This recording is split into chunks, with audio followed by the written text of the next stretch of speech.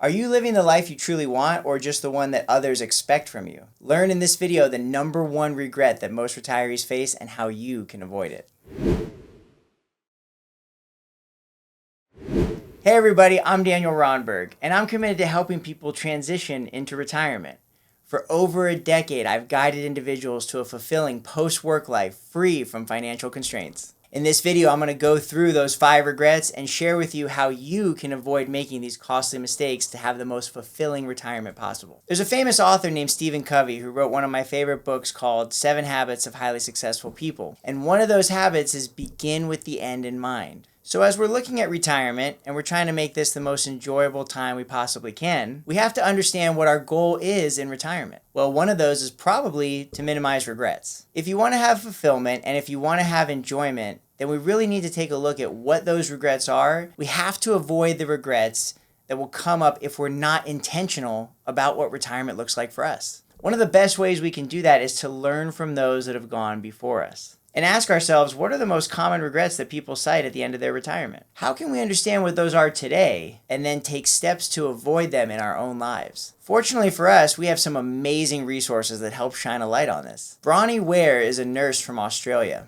and she spent years of her career taking care of those who had less than 3 months to live. And as part of this work, she would ask them, what are some of your largest regrets that you have now looking back on your life? What she found were very common regrets that were reoccurring amongst a lot of her patients. She saw that common themes would surface over and over again. And because of that, she wrote a very famous book called The Top 5 Regrets That People Have. Understanding these are crucial so that we can design the life that you want to have and avoid those regrets proactively. Now, before we start thinking, hey, what does this have to do with retirement? Most people think of retirement as Social Security, Medicare, taxes, 401ks. And yes, those things do help you fund retirement. But retirement's not actually about any of those one things. Retirement is about creating. You get to be intentional about the life that you actually want to live. It's about designing the life we want to live to maximize fulfillment and purpose with those wonderful years of life. So as we go through this video, we're going to talk about these regrets and what ways they could have unwound them earlier to turn them into fulfillment and purpose over the course of their retirement. So let's take a deeper dive into those 5 regrets and explore how we can create a life by design of intentionality, purpose, and fulfillment.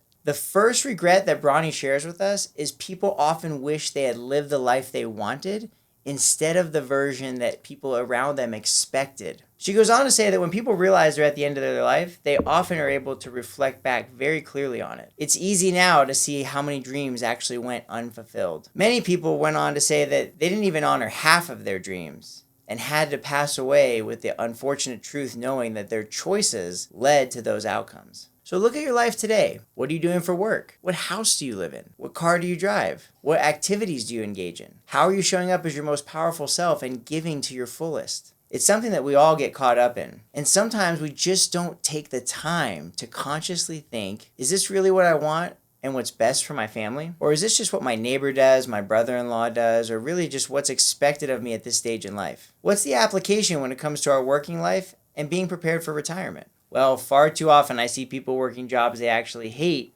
just for the income. This way they can buy homes and cars to impress people they don't even really care about. Or they work jobs they actually hate because they're afraid of disappointing their boss or their spouse, or even entering retirement. They're so afraid of disappointing their peers and just letting them know, you know what, this just isn't what I want to do anymore. So often our daily actions, either at work or otherwise, are just a reflection of ways we appease or we impress or we just avoid disappointment from the people in our life. And unless we become consciously aware of that, we actually start to live a life that's directly out of alignment with what we actually desire. So living intentionally, designing a retirement that you're going to be passionate about, that you're going to enjoy, takes some courage. It takes stepping out of the expectations and consciously deciding what you're going to do with your time. What's best for you and your family and those you care about. I would encourage you to be intentional about this, because if not, what Bronnie shared as the number one first regret could eventually happen if you're not careful. The second most common regret that Bronnie shares in her book is people consistently say they wish they hadn't worked so hard. There's nothing wrong with hard work, of course. I work a lot, unless it comes at the cost of time with family or friends or things you care about more than work. She went on to elaborate to say that most of the men that she actually took care of as a nurse deeply regretted the amount of time they spent on that work treadmill grinding away. I think it's something that a lot of people struggle with. I know I certainly have. It's easy to get caught up in work, and it's easy to make work your identity. It's easy to get caught up in the things that appear really good, but oftentimes we lose ourselves and our lives become all about that. James Clear, who's the author of a book called Atomic Habits, has a phenomenal question that he asks to help people assess this. What are you optimizing for? Are you working the way you are because of some tangible benefit that's good for you and your family? Or are you just doing this because it's part of the way you've always been working? Are you optimizing for another promotion, higher pay, or even another job that you still don't really enjoy? That's not actually in alignment with the purpose of what you want to be doing? And yet, somehow, that's what you're spending most of your time optimizing for. Or are you optimizing for things more intentionally? Again, the time with family, the time pursuing what's important to you, your health, other factors like that. Now, as you're listening to this, what are you optimizing for? Knowing that one of the greatest regrets people have at the end of their life is spending too much time at work and not enough time with friends and family. But we do have to understand that with work, there'll always come more projects, more emails, more tasks, and more expectations.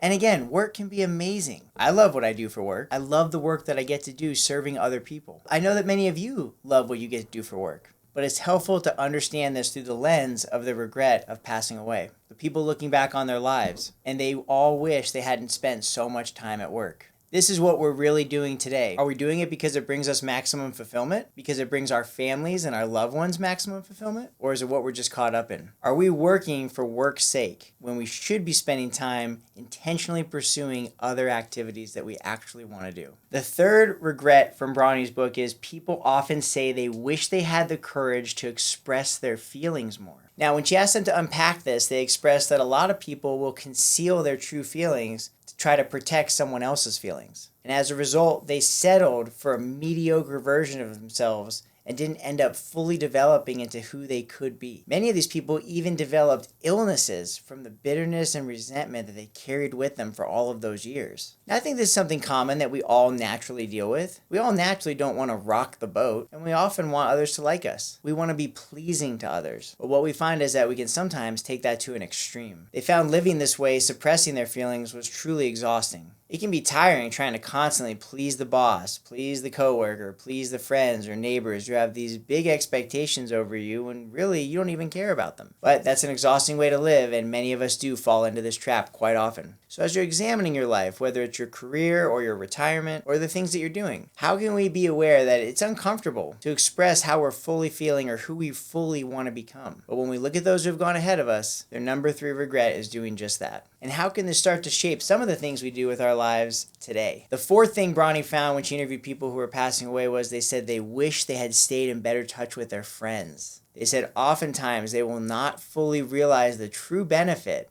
of an old friend until they're dying. It was not always possible for them to be tracked down. Many of them, as we often do, get caught up in their own lives, so much so that they forget about that old golden friendship and they let it slip away. Now, we all instinctively know how important relationships are, how important community is. We've even been told often that the quality of our relationships is going to determine the quality of our life. In fact, at our company, Nations First Financial, our first slogan was, "It's all about relationships." But the thing about relationships are they're not urgent. You know what a deadline is from work that you have to get done, or a chore you have to get completed right away for some event? That's very urgent. It's right in front of you and it requires your full attention. Friendships aren't that way. They're extremely important, but they're not urgent. Now, the tie into retirement here is when you're retired, you have all day, every day, to choose what you want to do. What a wonderful time to be intentional about how you can maintain some of these wonderful relationships that you've had for a lifetime. Some of you may be asking, well, hey, how can I even reestablish some of these relationships that I've let slip over the years? One of the ways you can do this is by understanding the regret that people feel in their passing weeks, thinking, I wish I hadn't let that relationship slip. That might be the motivating factor to pick up the phone and re-engage that friend, and what an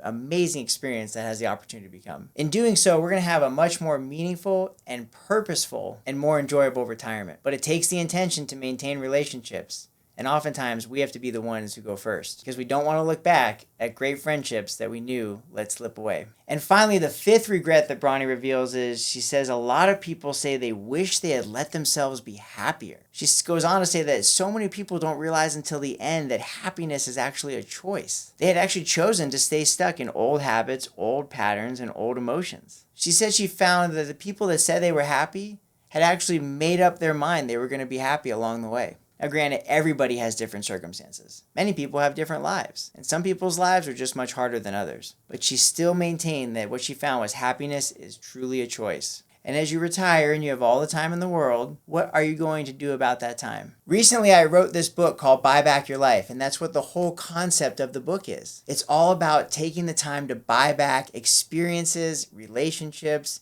and enjoy things that you didn't have time to do while you were working. Or are we going to stick ourselves in front of the TV and be glued to what's doom and gloom all day long? Or even worse, start a bad habit like drinking or smoking. Oftentimes, this leads to the decline of people's health much faster than those who take time to be intentional about relationships and experience in retirement. So we got to choose happiness, and we have to choose it for ourselves. So ask yourself, what makes you happy? What makes you unhappy? How can you do more of the former and less of the latter? And how can we do the things, especially in retirement, to create when we have a blank slate? How can we make sure that we pursue the things that actually make us happy, but also simply just deciding each and every day to be happy? This means deciding to find gratitude and deciding that we're going to have the type of life that when we look back one day won't be filled with regrets, but amazing, incredible memories. I mean, it's a very simple exercise. I do it through the method of journaling. I write down the things that make me most happy, and when I'm in alignment with pursuing those things with most of my time, I feel fulfillment. And I'm grateful for the experience to be able to be conscious and choose those activities over my own life. That's one of the biggest blessings of retirement. There's nothing complicated about it. But again, as with all things, it takes intention. It takes looking at your life and really understanding what are the things you need to do to create, so when you look back, you think, man, I had a great life. I had a great retirement, and I'm glad I met Daniel Rondberg. I did things I wanted to do with my time and avoided things and people that I didn't want to spend time doing or spending time with. So again, what does this have to do with retirement? Why am I talking about this? Aren't I supposed to be talking about money? Yes, but money is only the tool to support the life that you want to create. So if you're not living the right way first,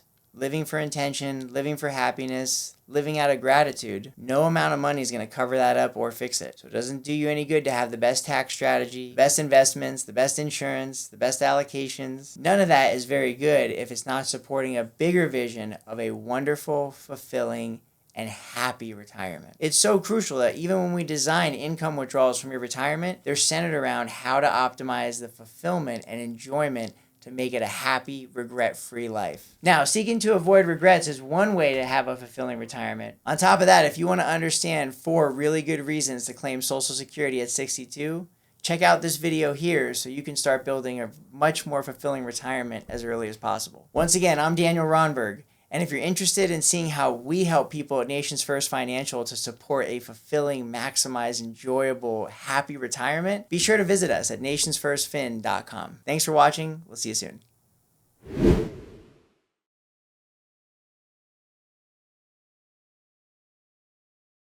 Hey everyone, if you enjoyed this video and you want more information about retirement, be sure to check out my new book, Buy Back Your Life, How to Stop Worrying About Money and Start Living in Retirement.